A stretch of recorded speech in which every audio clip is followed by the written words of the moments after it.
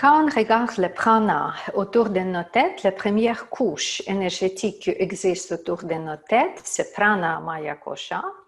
Cette couche peut être plus petite ou plus grande, peut être normale ou pas normale, dépendamment de toutes les conditions où est-ce que nous sommes. Première chose, pour la couche énergétique, la physique déjà donne le changement. S'il y a la chirurgie, n'importe quelle place sur la tête, le prana ou la couche pranique énergétique sur même place que associée avec cette chirurgie, déjà perturbée, déjà coupée. La circulation pranique, la circulation dans cette chambre pranique, déjà n'est pas bon parce que c'est déjà coupé, physique. Même chose si quelqu'un tombé, que nous avons les mouvements physiques, comme le choc physique, ou si quelqu'un était une victime dans un accident d'auto, par exemple, et si cette personne, il n'y a rien de grave, comme on dit, il n'y a rien de grave. C'est juste que la corps peut-être était bougée, la tête était bougée en avant, ou le contraire, en arrière, avec un accident, ou la corps était bougée à gauche ou à droite grâce aux causes de l'accident, la personne est correcte. Peut-être juste le choc encore qu'il reçut, mais qu'est-ce qui se passe avec ce prana? Qu'est-ce qui se passe avec ce couche pranique? Les couches praniques, avec cette sorte de mouvement rapide, pas nécessairement suivre les cours. Première chose. Deuxième chose, si les couches praniques suivent les mouvements que nous avons avec un accident, le corps physique retourne dans le normal, mais la couche pranique peut rester sur le côté. Encore, ce n'est pas nécessairement que notre énergie nous suive tout le temps, dépendamment. Une autre chose, ça c'est pour la physique. On comprend que si physiquement il y a quelque chose de grave, il y a toujours les traces sur l'énergie. Si nous avons vraiment grande chose, quand le corps était poussé rapidement sur le côté, ok, pas nécessairement que l'énergie retourne encore envelopper la tête comme il faut. Parce qu'idéalement, c'est sûr que nous avons cette auréole, nous avons ce halo autour de nos têtes qui couvre idéalement également nos têtes, dans le cas idéal. La physique, c'est comme ça. Une autre chose avec les émotions.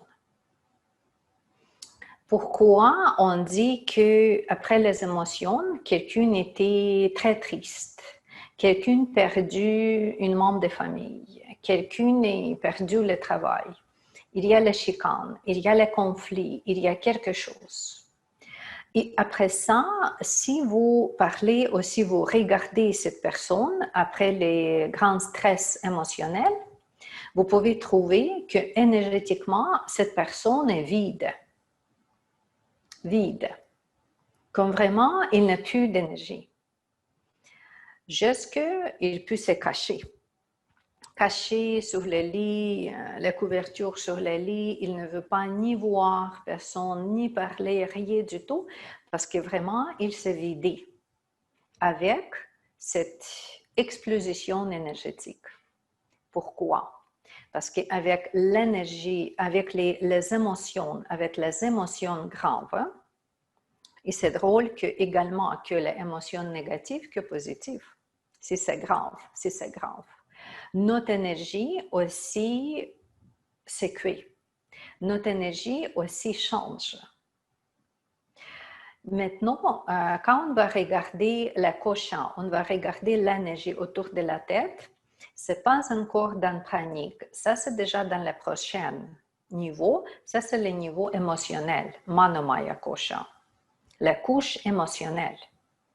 La couche émotionnelle aussi peut être changée, vraiment perdue, vraiment perturbée, aller en chaos et tout ça avec le choc émotionnel. Vraiment comme les praniques avec un accident. C'est ça. Après ça, nous avons les pensées. Nous avons les pensées, le mental, nous avons les analyses, aussi tout ça qui vient d'habitude avant les émotions. Parce qu'au début, on pense de quelque chose et après ça, on devient émotif. La pensée grave. Si quelqu'un a les pensées, tu veux, tout le monde dans ma famille était avec la maladie chronique, probablement je vais voir même maladie. Si je vais aller voyager, voir ma famille, quelqu'un mort de COVID, comme quelqu'un de mon client aux États-Unis, OK, peut-être, OK, ça va me toucher aussi. Le programme, la planification, les pensées mentales aussi peut changer notre condition énergétique, change la vibration autour de notre tête.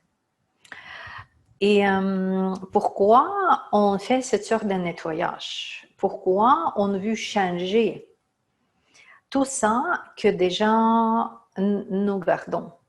Parce que malheureusement, une fois la pensée installée dans notre champ énergétique, une fois une émotion entre avec la mémoire, mais c'est plus les pensées avec la mémoire, parce que c'est un type de mémoire. Veda dit que les pensées et les mémoires, c'est toujours un psychisme en nous, mais c'est pas mal très, très proche. Tout ça que nous avons, oui, c'est reste avec nous. C'est reste avec nous. Vraiment, les gens qui sont capables de voir l'énergie ou sentir l'énergie peuvent confirmer ça. Peut-être vous avez déjà cette sorte d'expérience avec vous, que vous voyagez ou vous visitez quelqu'un, vous entrez dans la maison de quelqu'un, juste la porte ouverte, et il y a le ressenti que quelque chose vous dérange, vous n'avez pas aimé cette place, vous ne voulez pas entrer du tout. Vous retournez. Ou vous planifiez un voyage, une promenade, et le dernier pensez que non, je n'aime pas aller là, c'est comme ça. Pourquoi? Parce que nous, avec notre sens, toutes les conditions de clair sentir, clairvoyante, clair écouter, clair sentir, on comprend la condition d'énergie. Condition d'énergie dans la maison. C'est pour ça qu'on fait purification d'énergie de la maison, que aussi je donne cette sorte d'atelier, j'explique comment on peut faire ça. On fait la purification également, énergie de soi, de soi-même. Parce que tout qu'une fois, deux fois, trois, répété, comme les émotions, comme les pensées en nous, ça va rester jusqu'à la prochaine fois qu'il y a quelque chose encore plus grave, ou différent, ou une autre choc, au nettoyage, que change cette condition-là. C'est pour ça on répète même pattern tout le temps.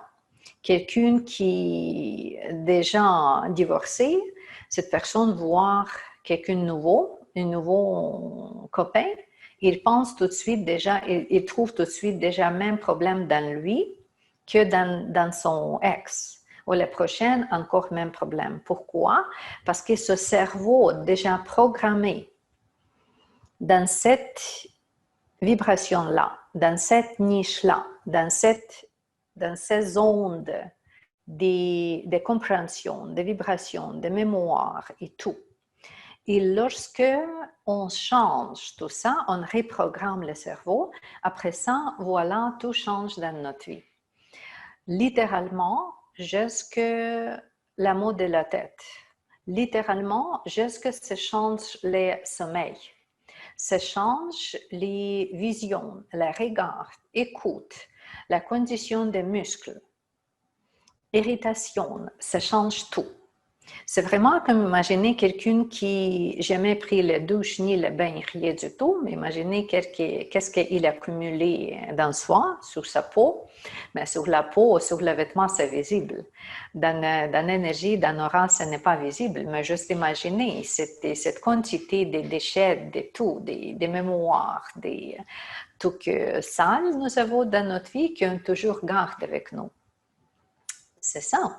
Plus tu dois vivre dans cette condition, c'est tellement dans les pressions, c'est tellement dans encore la répétition, le programme mental, la dépendance mentale.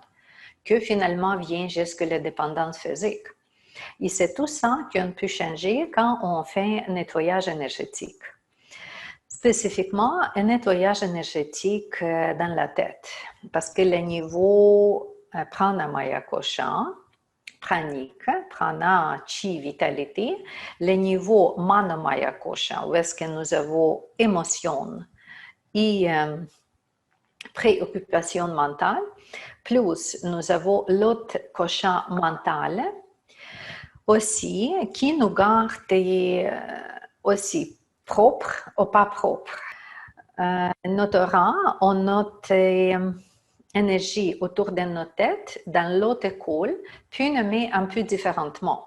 Par exemple, si je vais parler des mêmes champs électromagnétiques autour de ma tête, je peux diviser ce champ ou la vibration ou l'énergie autour de ma tête, je peux diviser sur quelques niveaux, sur quelques couvertures.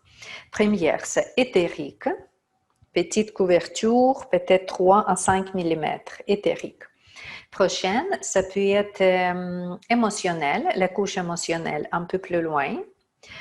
Astral, c'est aussi la couche où est-ce qu'on garde les rêves, où est-ce qu'on garde le contact avec le monde astral pendant votre sommeil, où est-ce que le monstre de sommeil, si vous voulez, si quelqu'un ne dort pas bien ou les enfants qui ont les cauchemars, c'est dans les niveaux astral. Après ça, nous avons encore mental. On peut diviser mental bas et mental haut. On peut trouver une enveloppe énergétique, comme Anne-Barbara Brennan nous dit. Après ça, nous avons le corps causal, où est-ce que le karma. Et après ça, on peut trouver bouddhique. C'est déjà les champs, la vibration près de nous que nous réunit avec les anges. Et finalement, nous avons atmique, le final, où est-ce qu'on partage les vibrations avec le Dieu, avec la création, avec le Brahman, avec tous des niveaux vraiment hauts dans la vibration. Ça, c'est une autre explication de qui nous sommes énergétiquement et c'est quoi dans nos champs énergétiques, spécifiquement autour de la tête, qu'on regarde aujourd'hui.